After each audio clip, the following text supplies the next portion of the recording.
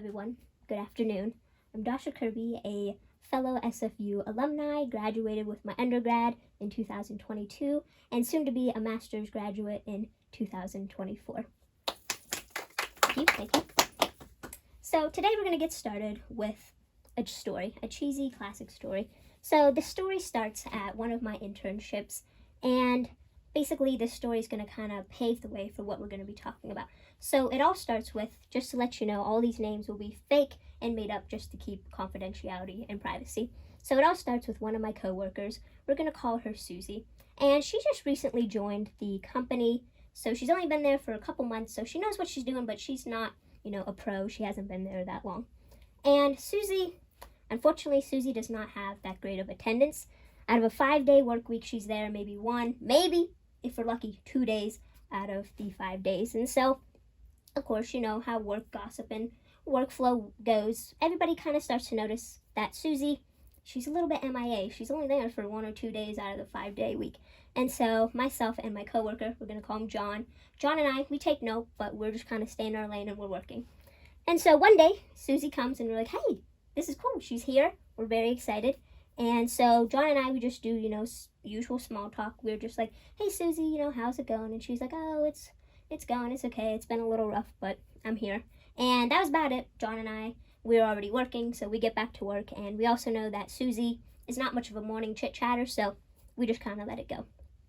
Now, my boss, obviously, is keeping track and watching everybody. And so word around town, she knows that Susie is in the office today. And so my boss makes her way back to our cubicles. And at this point, I'm like, oh boy. Now, to be nice, my boss is very, very analytical. She is here to make the organization better, to make money, and that's about it. If you're not working or if you're chit-chatting or putzing around, she always says you can clock out because you're just wasting my time and money. So it's not that my boss isn't nice, but she's very, let's get to it. Let's make this organization better. So my boss comes back and she's like, oh, hey, Susie, how's it going? And essentially, Susie's like, oh, I've been struggling. There's this and that. And then I get back to work because I don't really want to be eavesdropping, but it's just kind of obvious that I am because we're all in the same little cubicle. So then Susie, I'm working, so Susie just starts busting out crying. And we're like, oh no. And this is where it really took a turn because I was not sure what my boss was going to do since she was so, quote unquote, hardcore, I guess you could say. So my boss, you could literally tell that she took the time, took the pause, and then was like, okay, it's all good, Susie. We all have our ups and downs. Come with me. Let's see what we can do. Let's work this out together. And that's what really shocked me because I know my boss, she is nice and she has feelings, but I've never seen them display.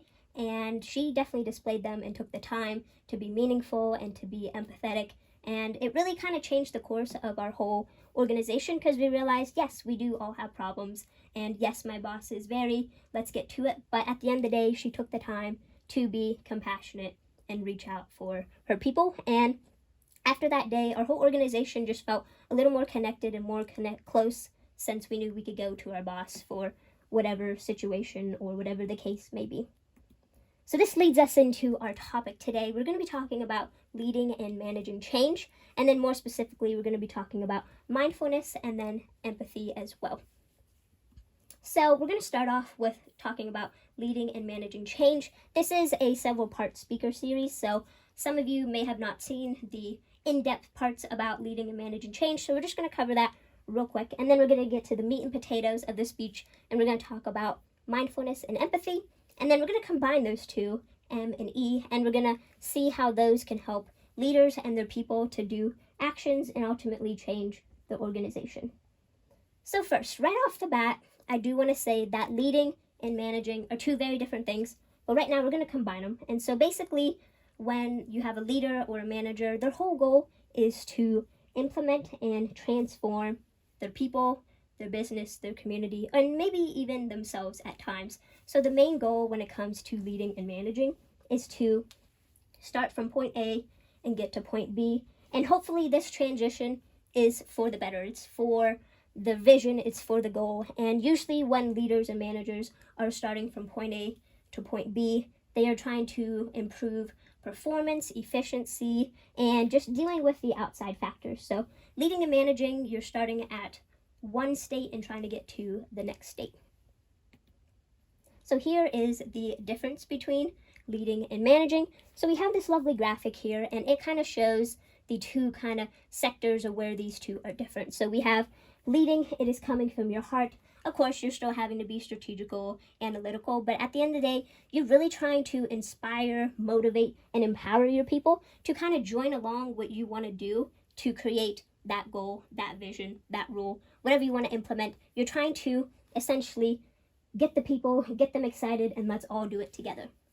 Now, managing, we have the brain, and this is more kind of a step oriented. You can see the process is happening, and it isn't necessarily like coming from the heart, coming from the gut. At the end of the day, managers are trying to get point A, point B done, and if they have to write it out, spell it out in a plan, such as a change process, then that's what they're going to do. So leading is more through the heart, while managing is more analytical through the brain, but combined, you're going to have a really great organization. So now we're going to be getting into mindfulness and how this can be used for leading and managing. So according to Berkeley, the definition for mindfulness is maintaining a moment-by-moment awareness of our thoughts, feelings, body sensations, and just what's happening all around us while still trying to be in a positive, nice, and nurturing lens. So I'm not going to lie, I personally don't really think about mindfulness. I never really knew what it was until this lovely definition. And basically, it's just all about taking the time to kind of recollect yourself, maybe taking a pause, taking a break, and really just stepping back so you can step back in the right kind of mindset. So managers and leaders use mindfulness in uncertain times. They get all the crap handed to them. And so when they take the time to step back, look at it, kind of think about it, and try to stay in a poised, calm, focused manner, then they can ultimately help their people, the organization, whatever the case may be. So when leaders are in a mindful headspace and take the time, they tend to make better decisions because they're not hot-headed. I like to use the road rage driving example. If you're going to get cut off, you have two options. Really, you can get ticked off and yell at the person, or you can kind of take a step back and be like, okay, it most likely wasn't my fault. What did that person do? I'm just going to move on. I'm going to, stay calm, stay focused, and we're just going to move past it. So when leaders are mindful, they tend to make better decisions, and with better decisions, obviously, are going to help their employees, their people, and the stakeholders involved with their company. And they also tend to communicate better. When you're not hot-headed, when you're not angry, when you've taken the time to step back, you're going to be more open, more receptive, leading to better communication, ultimately leading to better changes, decisions, and outcomes in the long run. So how to be more mindful? Once again, I personally did not know how to be mindful, so here's some steps to help you be more mindful. And as much as I'm preaching about these topics, I really am preaching to myself as well. So one of the best ways to start your day is to have intentions, and I personally do this already, and I didn't really even know that I did. As a business consultant, I have lots of clients, and so I kind of already have the week mentally mapped out in my head. I'm like, okay, Monday I have this client, Tuesday I have this client, and Wednesday I need to get X, Y, and Z done. So I already have my intentions for that day, that week, and maybe a month, but I really wouldn't branch out any further. So kind of know what you're doing and why you're doing it. Next one is to focus on one task. Research and study shows that people love to multitask, but at the end of the day, they're simply not good at it. They think they're doing it, but they're really not putting all their time and effort into one task when they should be focusing on that one task, because they're just kind of spreading themselves dry over numerous tasks. So focus on one task, try to minimize distractions if doable, maybe do some breathing exercises, take a break if it's possible, but I understand all of you have crazy work lives, so a break might not be possible, but if you can, give it a whirl. Active listening, we learned a little bit about that in another series, and it's important to not only be listening with your eye contact, but try to have empathetic listening where you're reasoning and you're thinking of how you can help them as well. And then the last one, practice gratitude. It doesn't have to be a fancy chart. It doesn't have to be a fancy list. It literally could just be, hey, I'm thankful that the Starbucks worker made my coffee right this morning. So nothing crazy. And of course, those are a long list. So if you need a helpful little reminder, we have the acronym STOP to help us to remind to be mindful. So basically, the acronym with the S, it kind of is the word. S is stop. So just stop, take a pause, look at the situation, see what you can do. T is take a break. If you're able to, really step back and then come back into it. O is observe. I personally find this one the most important. You're observing what's happening in the area, so in the workforce or whatever situation you're in, you're observing what's happening around you, and you're also observing what's happening in you. How do you feel about the situation at hand? And then the last one is P, is just to proceed forward. So once you take the time to stop, take a breath, maybe observe, you're in a better headspace now because you're not just going in crazy and going wild. You're just going to keep moving and grooving.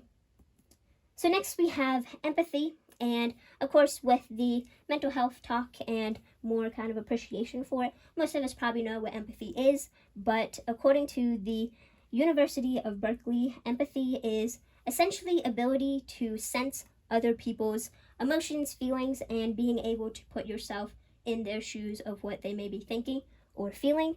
There is a level called sympathy. You're like, oh yeah, that's kind of bad. But then there's a whole nother step called empathy, where you feel, you understand, you feel bad, and you try to help them and see what you two can do to figure out said situation. So when leaders are more empathetic, they tend to be able to anticipate different changes. They're not just in their own little box doing their own thing. They're looking out for their people, and they're seeing, okay, this may be a problem. I need to kind of see what my people, what my employees need, and see how we can go about this change. Also, leaders tend to be better at dealing with emotions and the needs of their people, and when you take the time to know your people, you're ultimately going to have better outcomes. And when you have better outcomes, you just keep building and building, which leads to better relationships overall. So there are different levels of empathy. I did not know this, and I think it's kind of fun to break them down. So the graphic over here, I was going to write it and show it to you, but one, I don't have very good handwriting, and two, I'm not a very good artist. So I figured we'll just make a cute little graphic, and it'll be easier to see. So our first level of empathy is cognitive empathy. And this is where you know their situation, but you can't necessarily feel what's going on with them. You just know what happened. Maybe their dog passed away, but you're not 100% sure why they're being sad, but you just know that's what's going on. So that is understanding, and that's mainly coming from the brain. Next, you have emotional empathy. So your coworker may come in sad, real blue, and you know they're sad, but you don't know why. You don't know that their dog passed away, and so you are just feeling it emotionally with them on the same level. And then the last one is the biggest and most important, if you can try to get there, is compassionate empathy, where both your heart and mind are in it. You know that your coworker's dog passed away, they're sad, you're feeling sad, and then you go above and beyond and you try to help them to be there and to support them. Hey, what can I do? Can I try to take an extra email or some work off your hands? Whatever the case may be, you are not only feeling and understanding what they are going through, but you are offering support as well. So now we're going to be transitioning into how both of these can combine together. So we just have a nice little quote here. It is, mindfulness and empathy are like the two wings of a bird. Without both, they cannot fly, and nor can we. And that is by Sharon Salzberg.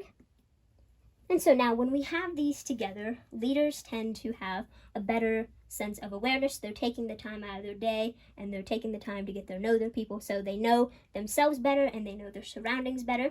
They also tend to have better decisions because they know their people, they know the environment, and it also leads to more compassion and just a better work atmosphere overall. And then leaders also tend to have better listening skills because they know their people, they know their surroundings, and they want to hear them. We have the boss that just comes in, hears the gibberish, and then goes to the office. But if they know their people, they're going to be out there. They're going to be communicating and trying to get across what they need to get done for the day.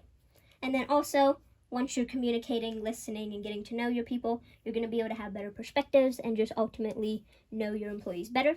So when you combine mindfulness and empathy, a leader, yourself, whoever the case may be, you tend to have better communication, better conflict management, better collaboration, better trust, better relationships, and overall people tend to respect you better because you take the time to get to know them.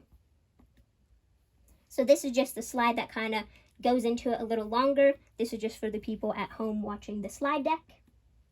And then how we're going to put these together to create action. So leaders that take the time to combine mindfulness and empathy, they ultimately share a vision. And so when you start to model the behavior you want, we've all seen the boss that says, hey, make sure you do this, this, and that, and they're not even doing it. So you're like, why? If my boss isn't even doing it, why should I do it? You already just write that rule out. So if you, your boss, the leader, whatever you may be, if you take the time to show what you want, show the transformation, then ultimately your people are going to see that and be like, hey, if they're doing it, I probably should be doing it too. So you have the modeling, and the leaders are tend to have better vision and goals, and they actually get achieved because everybody is behind them in one unified, solidified unit. So that is a little bit about combining mindfulness and empathy.